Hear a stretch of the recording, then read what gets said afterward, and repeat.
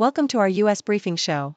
Today, we kick off with a major update on Bryan Kohberger, the man accused of the tragic Idaho student murders. He's agreed to plead guilty to avoid the death penalty, bringing a dramatic close to this intense case. Prosecutors plan to present evidence like his online activity and a self-portrait, but the case remains under a gag order, keeping things hush-hush for now. Next, we turn to Idaho again, but this time to Canfield Mountain, where a wildfire response turned deadly. A sniper attack during the firefighting efforts resulted in multiple casualties, shocking the community. Authorities identified the suspect as Wess Roley, and the town is mourning its heroes with flowers, flags, and heartfelt memorials. The firefighting efforts continue despite the tragedy, highlighting the dangers faced by our brave first responders. Finally, in international news, Japanese manufacturers are feeling a bit more optimistic despite ongoing U.S. tariffs. The latest survey shows a slight uptick in business sentiment, thanks to a weak yen that benefits exporters. However, concerns about tariffs and trade tensions still loom large, keeping Japan cautiously optimistic as they navigate these economic challenges. Please continue to stay tuned for more detailed updates. Associated Press reports the recent developments in the Idaho murder case, where Bryan Kohberger, a 30-year-old former criminal justice graduate student at Washington State University, has agreed to plead guilty to the stabbing deaths of 4 University of Idaho students. The victims, Kaylee Goncalves, Ethan Chapin, Xana Kernadal, and Madison Mogan, were found likely asleep when attacked, each stabbed multiple times with some defensive wounds. Kohberger was arrested weeks after the murders, with DNA evidence linking him to the scene, and was charged with 4 counts of murder, with prosecutors initially seeking the death penalty. The case has seen intense community reactions, especially in the small town of Moscow, Idaho, and was scheduled for a lengthy trial before Kohberger's defense sought a plea deal, which the prosecutors accepted to avoid decades of appeals and to ensure a conviction that results in life imprisonment. The plea deal was prompted by the defense's attempts to argue that Kohberger's autism diagnosis made him less culpable and by the defense's failure to have the death penalty removed as a possible punishment. Prosecutors had planned to present evidence such as Kohberger's Amazon click history, which showed the purchase of a military-style Ka-bar knife months before the murders, along with a disturbing self-portrait taken hours after the crime where Kohberger is smiling and giving a thumbs up. The case remains under court restrictions, with a change of plea hearing scheduled amid the family's grief and frustration over the unexpected resolution. The Associated Press also details a tragic incident on Canfield Mountain in Idaho, where a sniper ambushed and killed multiple firefighters responding to a wildfire, marking a devastating blow to the local emergency services. The community in Coeur d'Alene mourned as a procession carried the fallen heroes' bodies to Spokane, with flowers, flags at half-mast, and heartfelt memorials at Cherry Hill Park. Law enforcement identified Wess Roley as the suspect, whose Instagram stories and social media posts revealed a disturbing pattern of violence and intent. The attack, which occurred on June 29, resulted in the deaths of several firefighters, with others wounded, and was characterized by an unprovoked shooting that shocked the tight-knit community. The following days saw firefighters and emergency responders rallying at the scene, preparing to combat wildfires with renewed resolve amid the tragedy. The incident has sparked widespread grief, with memorials and emotional tributes to the fallen heroes, highlighting the profound impact of violence against those risking their lives to protect others. Meanwhile, in Japan, the mood among large manufacturers has shown a slight improvement, despite ongoing concerns over U.S. tariffs, as reported by the Bank of Japan's quarterly Tankan survey. The survey indicated a modest rise in business sentiment among major companies, especially within the auto and electronics sectors, which are heavily reliant on exports to the U.S. The survey's positive shift suggests some resilience in Japan's economy, even as tariffs, such as the 25% on auto imports and 50% on steel and aluminum, continue to cast shadows over future growth prospects.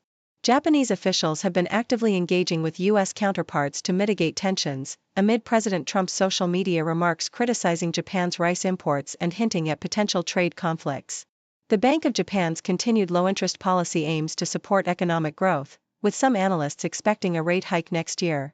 The weak yen has benefited exporters by increasing the yen value of their earnings, although rising material costs pose ongoing challenges.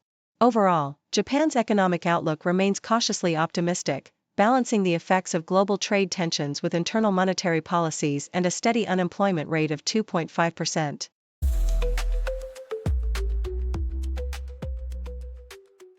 The Associated Press reports that Gregory Gumucho, the founder of the Yoga to the People chain, was sentenced to 4 years in prison for tax evasion, highlighting a stark contrast between his prosperous yoga empire and his refusal to pay over $2.5 million in taxes from 2012 to 2020.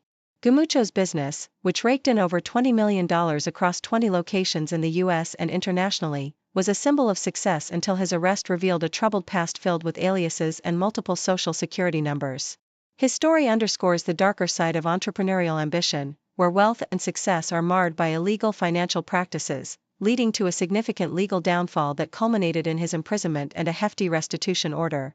Meanwhile, the Australian Broadcasting Corporation sheds light on the devastating impact of the US government's foreign aid cuts, with a sobering projection that over 14 million vulnerable individuals, including many children, could die by 2030 due to the dismantling of USAID funding. A comprehensive study published in The Lancet warns that these reductions, which amount to an 83% slash in aid, threaten to undo 2 decades of progress in global health, with preventable deaths from diseases like HIV/AIDS, malaria, and neglected tropical diseases soaring if aid is not restored. The report emphasizes the profound effectiveness of aid programs, which have historically saved millions of lives and decreased mortality rates significantly, urging world leaders to resist further cuts and to recognize that even small U.S. contributions have a monumental impact on global health. Finally, Yahoo US reports on the dire consequences of proposed Medicaid funding cuts in North Carolina, where families like Kennedy Beavers face the potential loss of vital healthcare services. Kennedy, a 6-year-old with Noonan syndrome, depends heavily on Medicaid's Community Alternatives Program for Children, CAPC, to afford necessary treatments and medications, costing her family thousands of dollars monthly. The proposed federal reductions threaten to strip these benefits, forcing families into difficult choices and risking the rationing of essential treatments. State officials warn that such cuts could lead to widespread coverage loss, exposing the fragile balance between cost-saving measures and the fundamental need to preserve healthcare access for vulnerable populations. Marilyn Beaver's plea for lawmakers to prioritize healthcare reform over austerity underscores the human toll behind political budget debates, emphasizing that the true cost of such cuts is measured in lives saved or lost.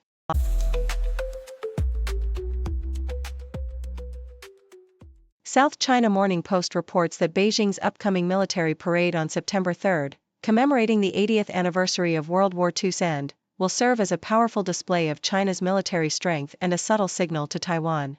The event will feature cutting-edge weapons like fifth-generation fighters, intercontinental ballistic missiles, and advanced unmanned systems, many of which are designed with Taiwan in mind, alongside potential appearances by new carrier-based aircraft. The parade's timing and symbolism are carefully calibrated to reinforce China's claim over Taiwan and to demonstrate its resolve in maintaining the post-World War II global order, with President Xi Jinping expected to deliver a speech hinting at future foreign policy directions. Despite Taiwan's official stance against military displays and the government's decision to avoid a parade, Beijing has invited war veterans and announced plans to commemorate Taiwan's historical transfer from Japanese colonial rule, stirring tensions over the island's sovereignty.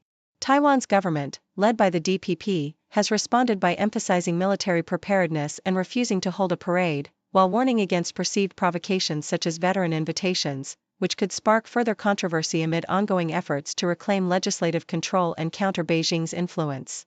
Thank you for tuning in. The content above showcases the latest briefing reports and analytical synopses, thoughtfully curated by the 6Do team. These insights stem from a wide array of reputable media outlets, think tanks, government sources, and specialized experts worldwide. We encourage you to explore these sources for a comprehensive perspective. Keep in mind that while the content may not always align with the official standpoint of 6Do Brief, it's not meant to be taken as absolute directives for decision-making. Comprising seasoned media professionals, learned scholars, and accomplished scientists, the 6Do team embodies a trailblazing, fully independent media entity. To customize 6Do Brief to meet your professional needs, you have the option to subscribe to a diverse array of briefings on our website, 6dobrief.com. Regardless of your location, you can conveniently receive 6Do Brief via email.